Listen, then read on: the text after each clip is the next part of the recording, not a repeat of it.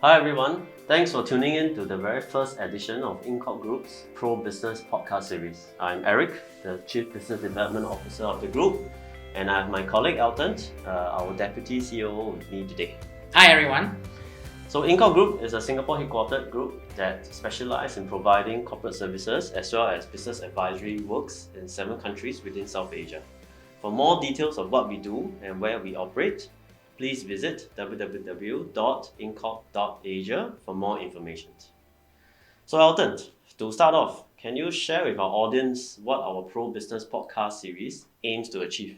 Oh, thanks Eric. Okay, so for this, our inaugural InCorp's Pro Business Podcast series, what we want to achieve is a couple of things. And I'd like to just share 3 main points. First, our podcast series aims to share with companies around the world on Singapore as a country of doing business in. Number 2, through our series, we will be discussing on a few key sectors and themes that are thriving in Singapore and potentially how global companies can take note and plan for their business expansion into Singapore, of which is highly regarded as Asia's key financial and business hub. And last but not least, as the series progresses, you will also get to hear how businesses can expand beyond Singapore and also focus on other key Asian markets that we have presence in, namely Indonesia, Malaysia, Philippines, India, Hong Kong, and Vietnam. Thank you, Elton. To add on, with our experience in helping more than 12,000 companies and high net worth families start and set up in Singapore, and as well as the businesses in the region, we will be able to deliver key messages and knowledge to our audience who are considering expanding into this fast-growing region of the world. That's right. With this first episode, let's kick off by talking about the IT and technology sector. Thank you, Elton. So in terms of the tech and IT sector in Singapore, it's important for the audience to understand why is Singapore the preferred base or the preferred country for tech companies or IT companies of the world to want to consider Singapore. In today's episode, we will also cover why more businesses and consumers are adapting to technology, what are some of the current and potential IT trends for 2021 and beyond, what are the pros and cons of coming to Singapore and setting up in Singapore, what are some of the Singapore government grants that are available for such companies operating in Singapore. So maybe let's start with the overview of the tech industry in Singapore as a whole. So why do businesses prefer to set up their IT businesses in Singapore? That's a good question, Eric. I think the unique selling point of Singapore is that Singapore is home to many global technological companies such as Google, Facebook, Alibaba, as well as regional leaders such as Garena, Grab, Lazada, and Razer. So all these companies actually form a part of our rich ecosystem for ICT firms, both globally, regionally, as well as domestically, to partner each other to co-develop commercially viable solutions. With our very strong ICT infrastructure and connectivity to serve customers and deliver digital services, example, we have cloud technology partners such as Ali Cloud and Google Cloud, which have heavily invested in Singapore. LinkedIn itself has also established its first international data center in Singapore to handle all Asia-Pacific traffic.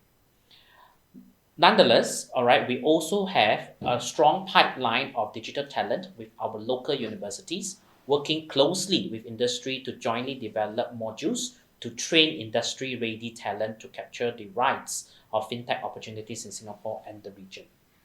Thanks, Elton. And I think for the audience here today as well, it's good to share as well. So InCorp Group in Singapore, because we are Singapore headquartered, we are actually close partners with Enterprise Singapore, a government agency of the Singapore government that helps Singapore companies, be it locally owned or foreign owned, in terms of grant support, in terms of helping them with international expansions.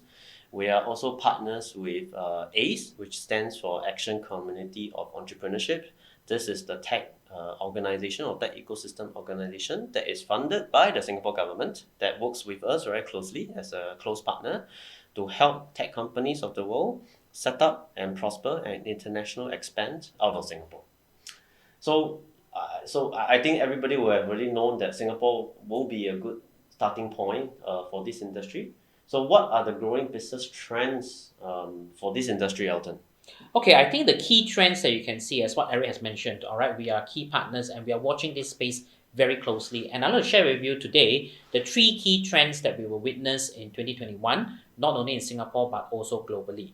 In Singapore in particular, there is a rise in food tech startups such as the cell-based clean meat company, Shop Meats, as well as plant-based meat startup, NextGen, in developing sustainable meats. So you can see that both of these companies have successfully raised Series A funding and to commercialize the first of its kind commercial pilot plant that is planning to launch its first minced stream product in 2022. The food tech industry is booming, and Forbes actually predict that this industry is going to exceed 250 billion in revenue by 2022. So this is something like impossible meat as well. Yeah, In correct. fact, we also have a Singapore company that is going to commercialize a chicken product, a chicken meat product that is totally lab grown. So I think this industry is something that will be big for the years to come. Sure. Thanks, Eric. Eric, would you like to talk about, right now we are talking a lot on robotics and so on. And we have seen increasingly in cafes and even in our coffee shops and even in our different food courts and so on, the use of robotic technology. So how do you think that will affect Singapore? I think maybe the positive word to use is how it will improve and enhance Singapore and beyond. So in terms of robotic delivery, I think it started mainly in Singapore in terms of the hospitality space. A lot of hotels especially are using or starting to adopt robotic delivery services when to deal with their clients, especially in such times during the COVID where social distancing is the priority. Using robots to help, say, deliver a simple cup of coffee to your room or a warm meal to your room is increasingly, I think, something that will be a trend for years to come. And also more recently, right, some COVID-19 patients at one of the hospitals in Singapore had robots deliver their meals and medication as well that I won't say replaces the work of the nurses, but it essentially help again in terms of social distancing and using technology to in a more efficient way to essentially help the hospital to provide such service or such care or patient care directly to the patients. So again, we will expect a lot of a much higher uptake in 2021 and beyond in I would say robotic deliveries. Sure. Thanks, Eric. Eric, as the Chief Business Development Officer in InCorp, I'm sure you have seen a lot of clients that are keen to embark on the e-commerce space, especially during this COVID situation where many of us are actually working from home and many of us may be going back to the office, but the default arrangement might be still be working from home. And I think both of us actually spend a lot of time, shopping online, not only for our food and groceries, but also doing our online shopping, our Christmas shopping, right? So how do you think e-commerce will take shape in 2021? I think that's a good question, Elton. In terms of e-commerce, I think not just in Singapore but for the rest of the world, it's definitely a booming industry. I mean, from the success of the likes of Alibaba as well as Lazada as well as Shopee, in terms of the consumers' adoption of brick and mortar retail in the good old days to now e-commerce. And I think COVID-19 has essentially accelerated the e-commerce industry as more people are forced to work from home or stay in home. More people are not going to office because of social distancing measures introduced by the government. So all they can do at home is, besides to eat and work, they will need to shop, right? Yeah. So I think consumers are, again, because of COVID, they are a lot more accustomed to online marketplaces. And e-commerce 2.0 will reimagine the consumer experience on these marketplaces. There will be new forms of distribution through localized supply chains, data-enabled financing options such as the ones provided by Grab as well as Alibaba or Ant Financial. Contactless technologies, right? Merchant payments as well as personalized content that you can find on all sorts of social media platforms. So, for instance, Carol is essentially a Singapore company that sets up a marketplace to buy and sell cars, right? So, Carol reinvented the way people purchase cars amidst COVID-19 with the first ever car subscription service and contactless car purchase service. I think if you go back to 5-10 years ago, buying a car entirely online on the e-commerce platform is something that nobody has imagined. That's right. Right? Yeah. Especially to the audience that if you're listening from outside of Singapore, cars are expensive in Singapore.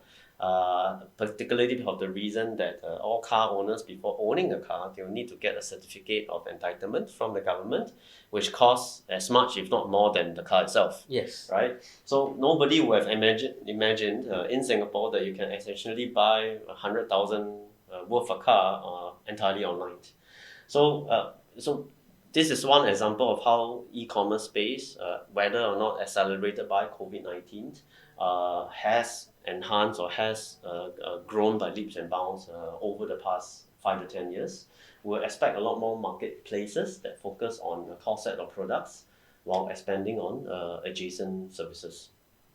So now that we have understand roughly three main technology companies in three different spaces, we can probably move on to talk about how does the Singapore government help such tech companies to set up and to prosper in Singapore.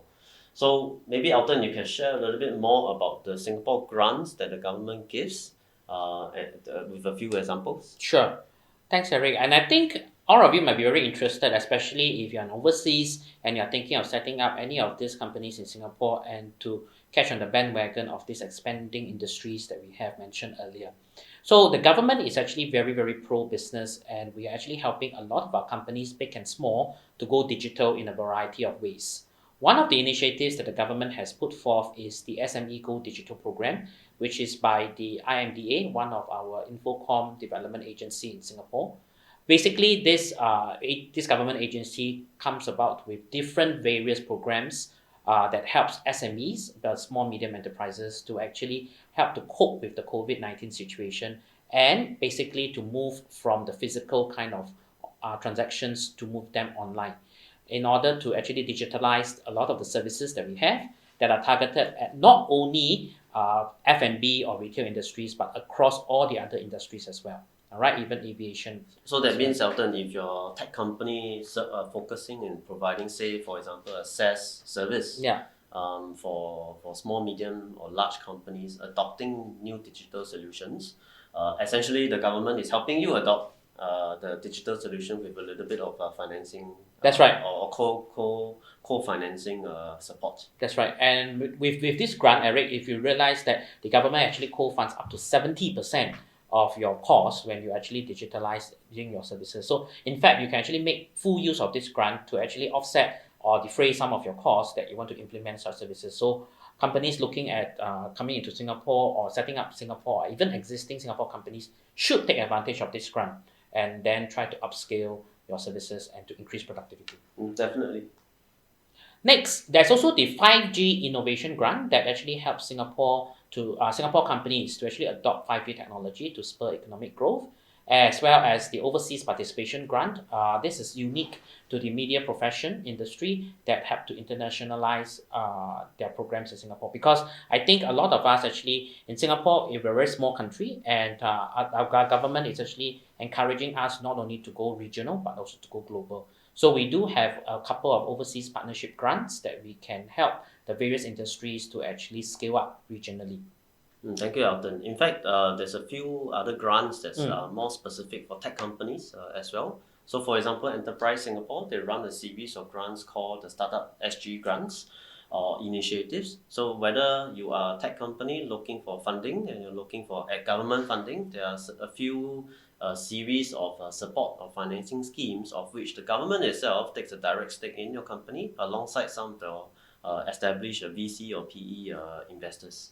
So if you can get say $100 of new funding from a VC investor, the government tries to match it at 1-to-1 or 1-to-3 financing ratio. There are also new schemes that attract tech accelerators and tech incubators. So if you're a foreign-based tech accelerator or incubator company and you want to set up in Singapore to look at this market as well as Southeast Asia as a whole, you can also tap on certain of these grant schemes of which you can work directly with the Singapore government to set up your accelerator investing space in Singapore and then look out for potential investors. Enterprise Singapore also look at helping local Singapore companies, of which if there is a minimum 30% local shareholding or Singaporean shareholding, your company will also be, I would say, eligible to apply for two main grants. One thing called the Market Readiness Grant. This is a grant that companies can help you expand out of Singapore. So if you are looking to expand to outside of Singapore in the region, for example, you will be able to tap on certain financing scheme to help you defray or co-finance your costs if you set up a new office, say in the markets outside of Singapore. There is also something called the Enterprise Development Grant, or EDG for short. So if you're looking on embarking on, again, international expansion, you're setting a new manufacturing plant, you're setting an R&D center outside of Singapore or in Singapore, you're looking at adopting or spending a lot of capex on the new technology upgrades for your business, you'll be able to tap on this EDG grant to co-finance again up to 70% of the cost if you adopt such practices or business expansion I would say strategies. So Elton, how can InCorp Group help them for tech companies that are looking to want to set up in Singapore? Yeah, Eric, I think you shared a lot of information that our listeners might be, listening in, and then they will look at all these kind of, grants and all these kind of different kinds of schemes that the government has. So I think for InCorp, all right, what we can do well is actually to help you to incorporate the companies. All right, definitely, and to provide a wide range of services that comes with the compliance. Basically, we can help you with your accounting services, tax services, even getting a right talent through our Pro Talent program. All right, if you're looking at hiring in Singapore or even setting up a company and then start with your first hire, we can actually help to recruit the right talent through our very extensive database of talents that we have gathered, as well as helping you with taxes. All right, your tax planning and so on, as well as transfer pricing, especially if you do have multiple businesses across various jurisdictions. Thank you, Elton. So for everybody out there in the world, if you're listening in today to this podcast, if you're interested in setting up a tech or IT business in Singapore, feel free to drop us an email or visit our website for more information. So thank you again, Elton, for joining us today, and thank you everyone for tuning in or downloading our podcast series, which is our first episode, I would say. Don't forget to share this podcast with all your friends and business associates, especially to entrepreneurs or technopreneurs, as we call it, who is keen in this industry or keen to expand in this part of the world. So get ready for our next episode. We hope to see you then. Thank you very much. Thank you.